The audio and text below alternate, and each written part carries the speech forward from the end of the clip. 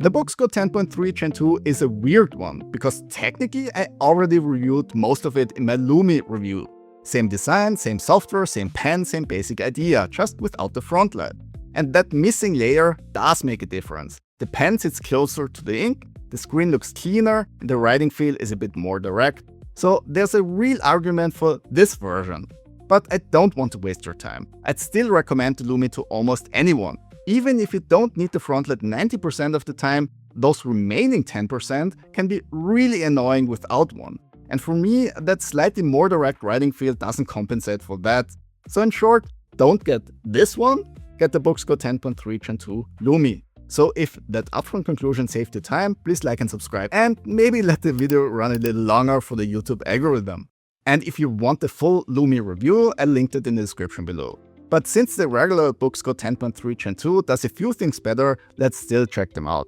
Starting with the design, you get the same basic shape as the first generation and the Lumi. Thin metal body, asymmetrical grip, and a very clean front. The asymmetrical grip just makes sense on a device like this. It gives your thumb somewhere to rest, it makes the tablet easier to hold without touching the screen, and because the interface rotates, it works for both right-handed and left-handed use, though with the chin at the bottom, it's not exactly as sleek looking anymore when turning it 180 degrees. The frame is aluminum, and that helps the device feel more premium than its weight would suggest. At 343 grams, the Go 10.3 Gen 2 is one of the lightest e-ink tablets in this size class, roughly 30 grams lighter than the Gen 1. The low weight, combined with the very thin build, makes it extremely comfortable to handle. And that's one of those things I appreciate more the longer I use a device. There are a few small visual and material differences though. The non-Lumi has a cooler aluminum tone, the back cover looks a bit more neutral, and the stylus matches that slightly different color scheme too. That's a small touch, obviously, but I do appreciate it because it makes the whole package feel intentional,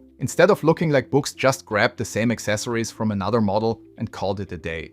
The back is where things get a little weird. The Lumi's back material is a bit stickier and grips the desk better, which is incredibly useful when you're writing because the tablet stays more planted. This non-Lumi Gen 2 feels similar to the original Go 10.3 again. The back is less grippy, so it doesn't stick to the desk quite as well. And you can also slightly feel the edges of those inlays on the back, just like on the first generation. It doesn't make the device feel cheap, but it does make the Lumi feel like the slightly upgraded version in this one specific aspect, while the regular Gen 2 seems to reuse more of the original construction. On the front, Boox still keeps things very clean. No logo, no branding staring at you while you read or write, and I actually like that quite a bit. It makes the device look more understated. Internally, the regular Go 10.3 Gen 2 follows the same basic setup as the Lumi: Snapdragon 690, 4 GB of RAM, and 64 GB of non-expandable internal storage, of which roughly 45 gigs are usable. The system feels responsive enough for what this device is meant to do. Notes, reading, PDF work, and normal Android apps all run well within e-ink expectations. This is not Boox's fastest tablet,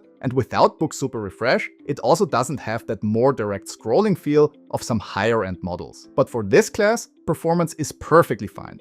Though the Snapdragon chip can get quite warm under load, not during basic tasks, but if you push the device harder, you can feel it. You get dual speakers and a microphone, which gives the device a lot of flexibility for audio recordings, text-to-speech, videos if you really insist, and the usual Android extras. So far, most of this is familiar Go 10.3 territory. The screen is where the more meaningful difference starts because the surface construction is actually different. On the Lumi, the paper-like texture is applied directly to the screen surface. On this version, Boox uses a laminated screen protector, same as on the first generation. Interestingly though, that does not really change the friction of the pen on the screen. At least I honestly can't tell a difference there. The resistance, the scratchiness, the actual pen-on surface feel, to me, that feels basically identical between both models. But the writing feel is still a bit different because there's no Frontlight layer here, and the distance between the pen tip and the actual e-ink image is smaller. I don't want to exaggerate it, because the Frontlit model doesn't feel bad or disconnected. But when you place them next to each other, the regular Gen 2 does look and feel more direct.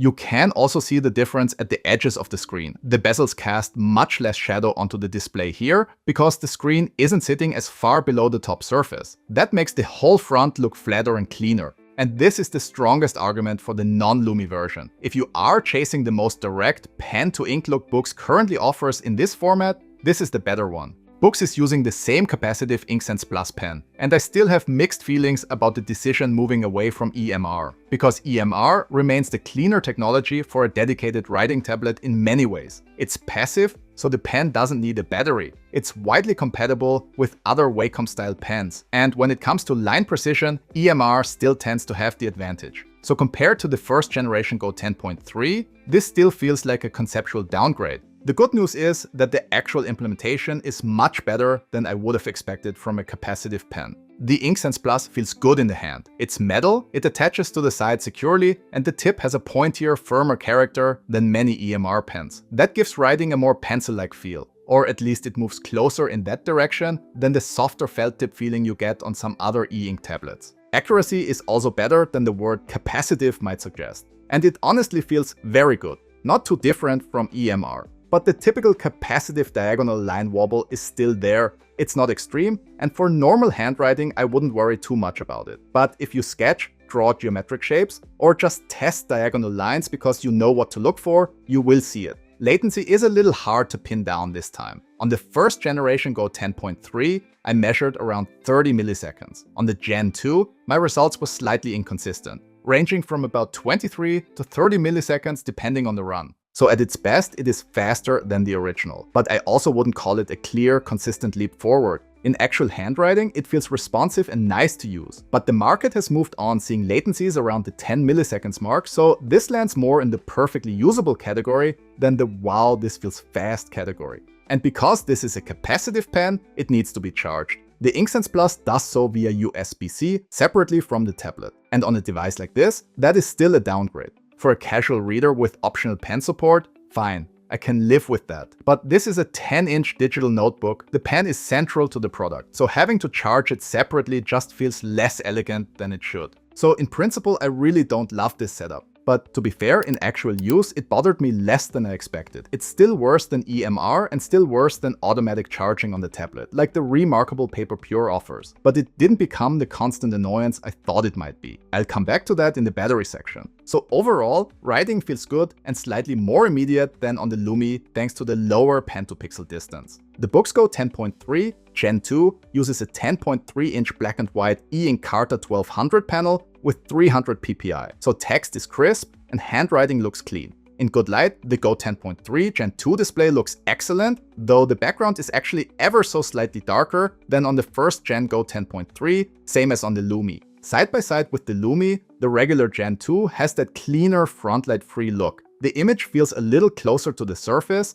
and the edge shadows are reduced. So in the right lighting, this is a very nice e-ink display. But of course, in the right lighting is doing a lot of work here, because there is no built-in front light, and that simply changes the everyday usefulness of the tablet.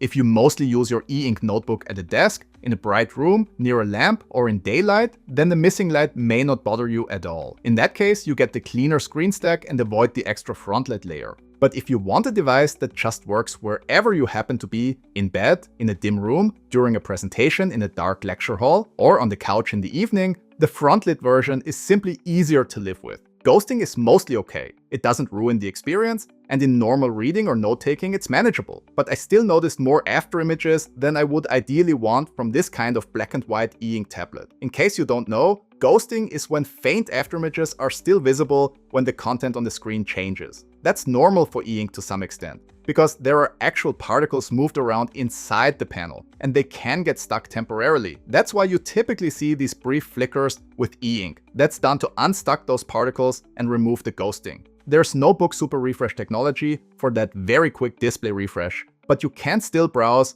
use Android apps, scroll, and even play video if you really want to torture yourself a bit. Though I have to say, scrolling and animations seem a tiny bit choppier than on the Lumi for some reason. You get Android 15 with Google Play. That means you can install the Kindle app, Kobo, Libby, productivity tools, basically whatever fits your workflow.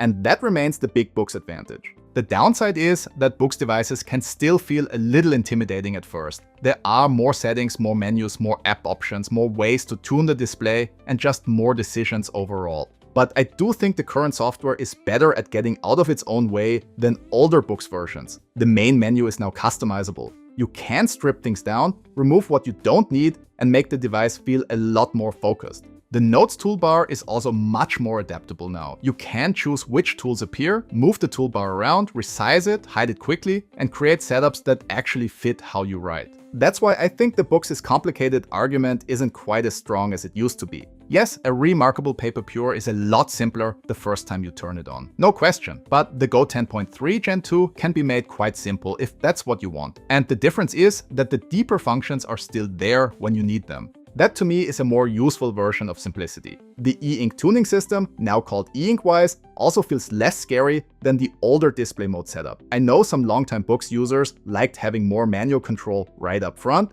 but for broader usability, I think this slightly simplified direction makes sense. Most apps work decently with the default settings, and when something looks wrong, maybe too much ghosting, bad contrast, or weird animations, you can still adjust things manually. The Notes app is still one of the main reasons to buy a Boox tablet. It's not the cleanest or easiest note-taking app in the world, but in terms of depth, it is hard to beat. You get multiple pen tools, layers, shapes, templates, custom templates, handwriting recognition, audio recording, local exports, and a lot of workflow customization. There's also handwriting search, which helps prevent your notes from turning into a digital pile of paper. The one downside is that the handwriting search is not especially fast, because Boox doesn't seem to use a proper pre-built index for this. Instead, it basically searches through the notes when you ask it to, so if you have a larger note library, results can take a bit of time. The scroll and infinite canvas features are very useful too, adding even more flexibility to the already very versatile note-taking system. PDF handling is another area where Boox continues to be extremely strong.